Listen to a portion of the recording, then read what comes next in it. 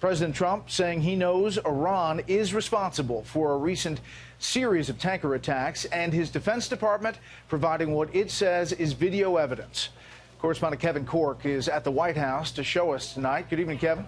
Evening, Brett. The video is, if nothing else, compelling. That is, if what it purports to show is accurate, that the Iranians are in fact behind a series of attacks on vessels in the region.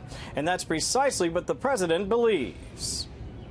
Happy birthday to you. Very nice. A happy 73rd birthday serenade for President Trump at the White House today. But while his attention in the Rose Garden was trained on domestic health care policy, earlier he took square aim at a familiar international storyline, Iran's destabilizing behavior. Well, Iran did do it, and you know they did it because you saw the boat. I guess one of the mines didn't explode, and it's probably got essentially Iran written all over it. What Iran did, the president surmised, was attack oil tankers in the Gulf of Oman this week. Evidence by U.S. Navy footage purportedly showing Iranian vessels attempting to remove unexploded ordnance from a tanker. That was them, and they didn't want the evidence left behind. I guess they don't know that we have things that we can detect in the dark that work very well. Not surprisingly, the Iranians rejected the Americans' assertion.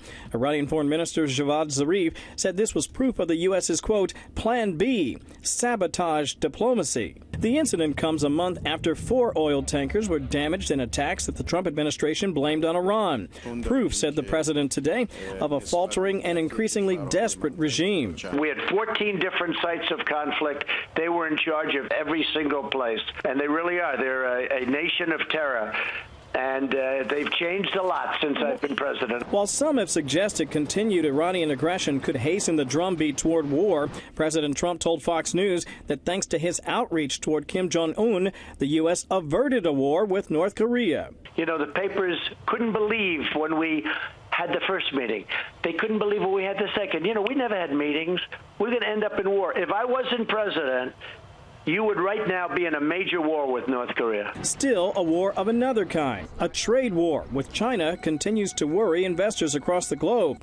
And with the G20 meetings in Japan set for later this month, the president today showed little interest in changing course to make a deal with Beijing. It doesn't matter if he shows up good, if he doesn't. In the meantime, we're taking in billions of dollars a month, Brian, from China. Well, we're going to see. Eventually, they're going to make a deal because they're going to have to. Brett, the president also said there's no way he's going to fire Kellyanne Conway, counselor to the president, despite a recommendation from a government watchdog group which said that she's been a repeated violator of the Hatch Act. The president said the Office of Special Counsel is simply trying to take away her right to free speech.